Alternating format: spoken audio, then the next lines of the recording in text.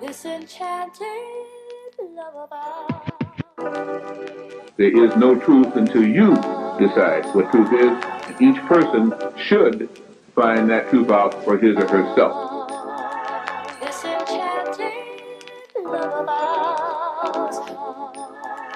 This enchanted love of ours. You know what? Global family, look in the mirror. I want you to take a good look. You are the champion, the hero of your story. No matter how much praise you may give some of us who may help you on this journey, it is you who has to walk it. We are only a catalyst to help you see.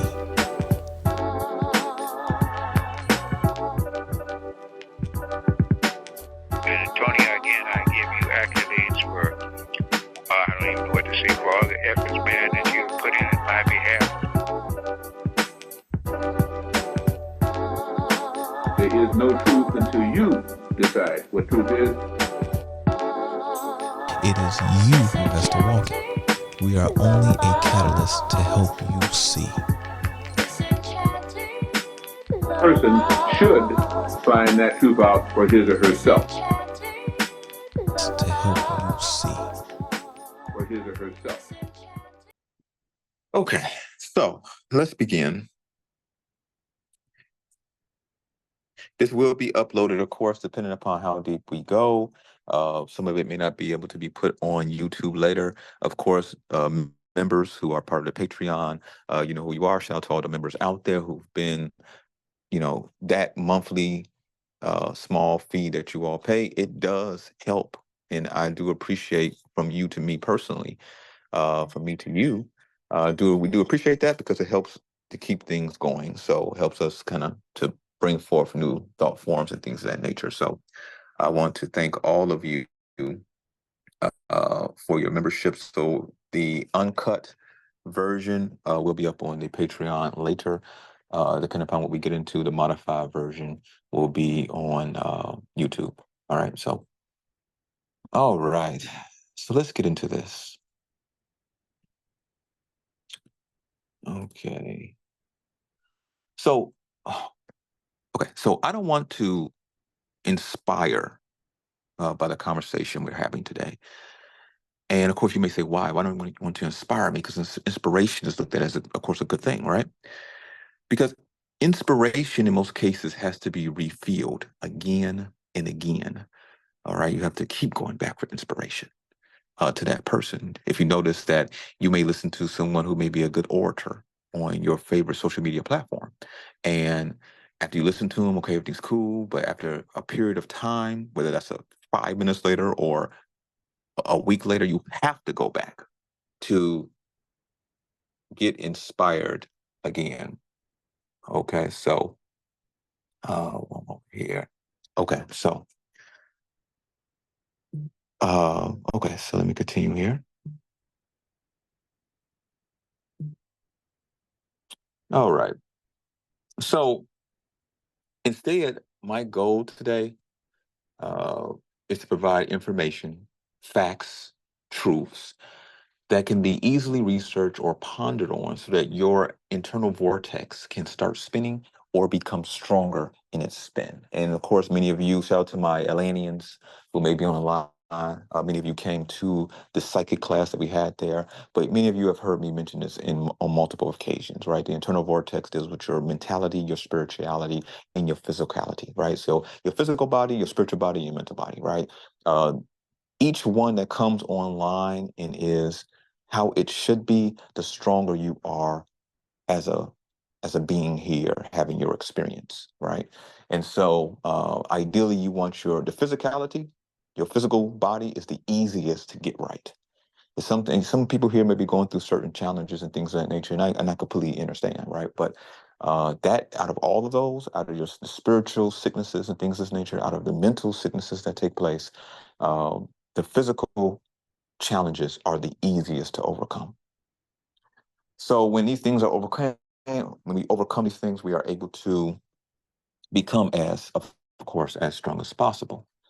Before I go further, there is a coupon today, 15% off. The coupon code is unlimited, okay? Unlimited. That's the coupon code. It ends on Tuesday.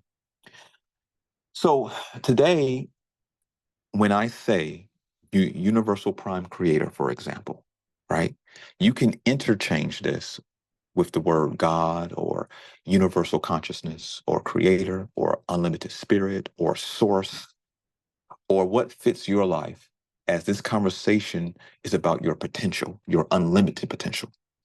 So let's do our best not to be overburdened and overwhelmed by just words, right? We see today that so many people are overwhelmed by simple words. People can't even communicate these days. Everyone's so triggered by almost everything.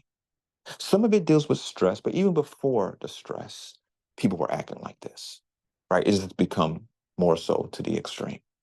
Are you a divine being? Now, I'm not asking this out of ego, because that's a lot of today as well. I'm not asking this out of ego at all. I'm truly asking the question, are you a divine being? So I'm going to be quoting some scripture specifically from the Christian perspective, but you can go into whatever doctrines that you may be interested in. There's many spiritual doctrines. I'm, of course, going to talk about metaphysical things as well today. And but you go into would be Islamic doctrines, Judaic doctrines, Zoroastrian and Zen doctrines that all relate to what we're saying today.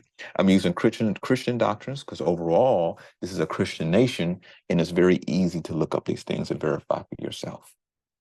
So again, are you a divine being? So you were created in the image and the likeness of your creator. And if you consider your creator divine, well, that overall answers the question, right? Because not only in the image, you could be created in the image of something, but not be of its likeness. But not only you were created in the image, but of the likeness of this creator. And if you could consider that creator divine, then that also says what you are, or at least what you have the potential to be.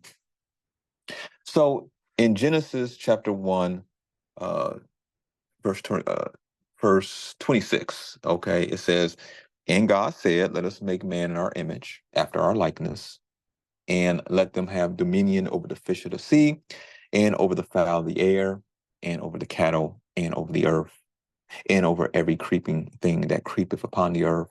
So God created man in his image. In the image of God created he him. Male and female created he them. So this passage has been interpreted across various traditions to symbolize not only the divine spark within humanity, but also the inherent potential for spiritual enlightenment, mastery, and creation, reflecting the multifaceted nature of the divine. In metaphysics, this likeness is often linked to man's ability to access higher realms of consciousness and reflect divine principles within the material world. So now let's be clear, at least from the meta center's perspective, of what metaphysics is, because things are too strange and unusual out here. All right, people think when they hear metaphysics, it means something to the effect of a cult, C-U-L-T, right? When it's not at all, not even close to it. Now, do cults use metaphysics to do weird and unusual things? Of course. Just like many religious institutions, just like people who use a hammer, right? People can use the hammer the correct way or use a hammer in a more nefarious way, right? Same thing for your kitchen knife and so forth, right? So many things can be used and abused, but metaphysics itself is the study of the things that are above physics. What do I mean by that, right? So physics overall, to simplify this, physics is the study of what goes on in the natural world and how it affects each other and so on and so forth. So the natural world's processes and procedures, right? Metaphysics is those things that are a bit outside of that. So for example, some of you have had sleep paralysis before. And when you have sleep paralysis, many people notice this strange entity that's standing in the corner. right? It's a strange entity, kind of shadow. Like king. In most cases, most people can't make this entity out clearly, but it's there. It's most definitely something right there, right? And this goes across cultures. This is actually this is not just an American thing. This is not just many cultures from all around the world have their explanation of what that entity is that people experience in sleep paralysis, right? So the study of something like that would be more so in the metaphysical realm, right? And also other phenomena, like the study of spirit, that's metaphysical realm, right? It's beyond just the limitations of what we can see, what we can hear, what we can smell, taste, and overall feel. All right. So that's the study of metaphysics. That's what it means. All right. It's not anything strange and unusual unless you make it strange and unusual, going into things that maybe one should not go into. But this goes deeper, much deeper. But before we begin, let's say something together. I am of unlimited potential. I am limitless. And wherever you're at, even if you're in a space that you have to say this quietly to yourself, I would like you to say this quietly to yourself, right? So let's do this again, but really mean it this time, right? So I am of unlimited potential. I am limitless. So let us begin. According to the Christian Bible within Genesis, in the beginning, in this space, there was an entity. For simplicity, let us call this entity God. This God created heaven and earth, and through this process, this God stated a few things. One of them was, let there be light, and the outcome, which was, there was light. The word. Spoken words are a melody of vibration, a clashing of frequencies when spoke, bring about certain changes. These changes can be as major as creating a world or as minor as ordering your meal at your favorite restaurant. Words are made up of letters. These letters each have a meaning and a sound. When you combine together these letters that each individually have a meaning and a sound, you create a word. When you string together words, you have a sentence. When multiple sentences are flowing between two or more people, this is called a conversation. As we begin this conversation today, as it springs together because of a word. John 1, chapter 1, verses 1 through 3 says, in the beginning was the Word, and the Word was with God, and the Word was God. The same was in the beginning with God. All things were made by him, and without him was not anything made that was made. So all is source. There's no division at all. There's no separation unless you separate yourself, and you can do that as a divine being. But there is no separation because all is source. And even if one thinks so, it doesn't mean so because still you're within source, right? Again, replace source with God, creator, universe, unlimited spirit, whatever you want to do with that, right? This passage is often interpreted in Christian theology to signify that the word, which also means logos in Greek, and of course, logo, right? Many people have businesses and have logos, right? That word derives from logos in Greek, which is the word, is the divine creative force, which manifests reality. In metaphysics, this suggests that sound, vibration, or intention is fundamental to creation itself, a principle echoed in various other spiritual systems. For example, in Hinduism, a similar idea is found in the concept of Om. You hear people go, Om, right? Considered the primordial sound that created the universe. So in the uh, Mandukya Upanishad, chapter 1, verse 1 and 2, Om is this imperishable word. Om is the universe, and this is the exposition of Om. The past, the present, and the future. All that was, all that is, all that will be is Om. Likewise, all else that may exist beyond the bounds of time, that too is Om. Okay, so that's from the Hindu scriptures.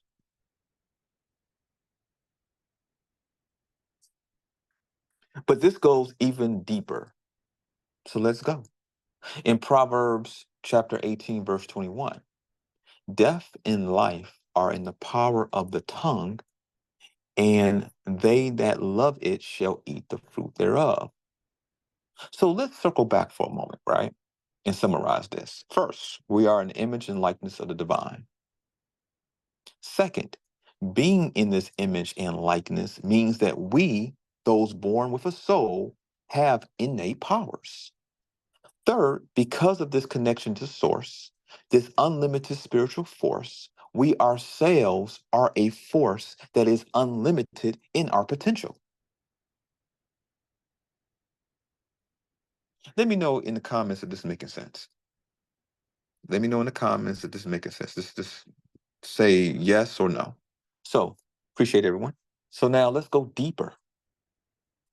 Again, as I am of unlimited potential, I am limitless. Many in today's time have walked away from the connection to the unlimited power source of spirit. Many in these times claim by word or action that they have stepped away from the religious institutions, whether they be right or wrong, or places of real spiritual power. Because there is negative spiritual power as well, so right or wrong. Not believing in them and whatever those doctrines or places say, yet these people that I'm speaking of hold faith as if they still do angrily because they do have faith. So let me ask you this. You say they have faith. What do you mean? Be honest. Is there anything in you all's lives? Now, this is going to hit deep when I say this, right? But you have to be honest here so it can really resonate with you. Is there anything within your world, externally or internally, that you are in fear of? Again, this is not a trick question. Just be truthful. Is this a yes or no? Is there anything that's happening in the external world or your internal world that you are afraid or fearful of? You don't have to say what that is. Just say yes or no in the chat. Okay, we are humans here having an experience, right? We don't have to act like uh, we may feel or not feel a certain way at times. Okay.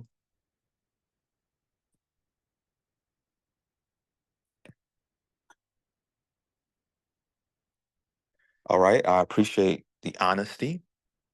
Let me tell you why you what is going on when you show fear, when you show this uh, being afraid, right? It means that you have faith, but faith in the dark side, faith in negative energy, faith in the power and potential, not of the unlimited spirit, and its power and potential. You're showing faith, you're showing the potential of the possibilities of the workings of that which is anti of the source, right? Is those things that are more of the negative side, the dark side, the Sith, okay, demons. You're holding faith that their works are more powerful. That's what you're holding faith in when you're scared of something and or showing fear. As many of you know, I don't have fear of anything. Many of you know, as many of you have been around, this is not me ego blasting or anything like that. Many of you have been around me. You know how I am. Okay. And it's been this way for decades, right? When I came across a truth, and what I just shared with you is part of that truth. It's not about walking around with ego. It's not that whatsoever. It's not walking around thinking you're better than others. Not at all. It's just understanding the truth. my creator, universal prime creator, is of unlimited potential. And I was made in the image and likeness of the divine. I know that if I'm showing fear, if I'm being afraid of something that's happening here in this space, which is a very controlled space, it's extremely controlled, I know that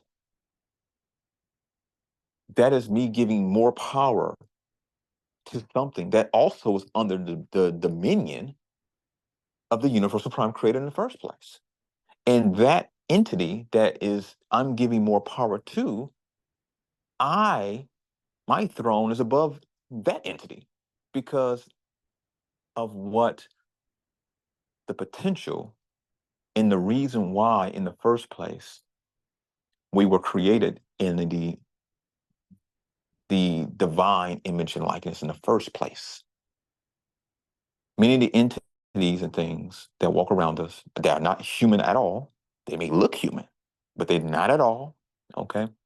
They're not made in the image and likeness, and this jealousy and this anger and this envy makes them act in ways or present themselves in ways so that you yourself will again show that fear, show that faith, not in the divine, but show that faith in them, that they're more powerful than your creator. Now, again, this is something that may take people time to meditate on themselves, to really go within and accept that truth. And I get it. Again, as I mentioned, I am of unlimited potential. I am limitless. Many of you know because of that. See, some of you all have never been to any events or anything like that. Some of you have not even had a consultation. You just kind of hover on the outskirts for whatever reason. We're going to get deep into something about that. So just because I forget, remind me of someone who came to the center who was hovering on the outskirts, right? But many of you have got affirmations from me. Okay, and this goes back years. And affirmations, if they are created with the knowledge of the divine, the way it should be, it creates even immediate change within someone's world. And it can create protection as well. And many of you know that firsthand. So,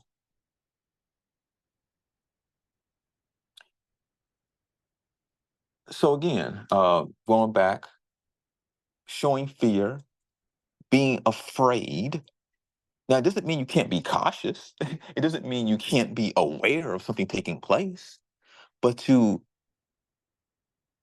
put yourself under the banner of fear, of being afraid, again, is showing faith in the dark side or demons, the Sith, Dracons, the dark brotherhood and sisterhood, because there is a dark brotherhood and sisterhood running around us, running amok. Let's talk about soul ties. This enchanted lullaby.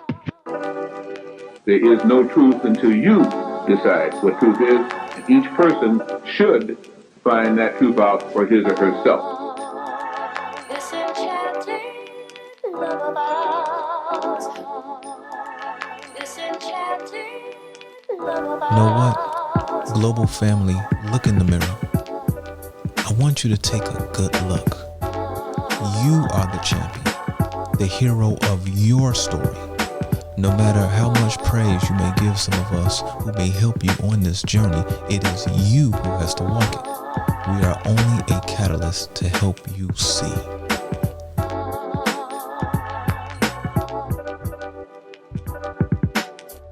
Tony, again, I give you accolades for, I don't even know what to say, for all the efforts, man, that you put in my behalf.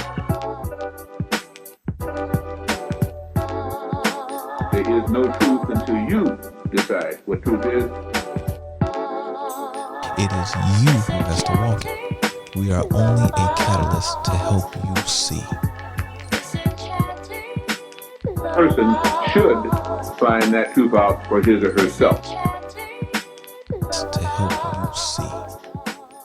his or herself.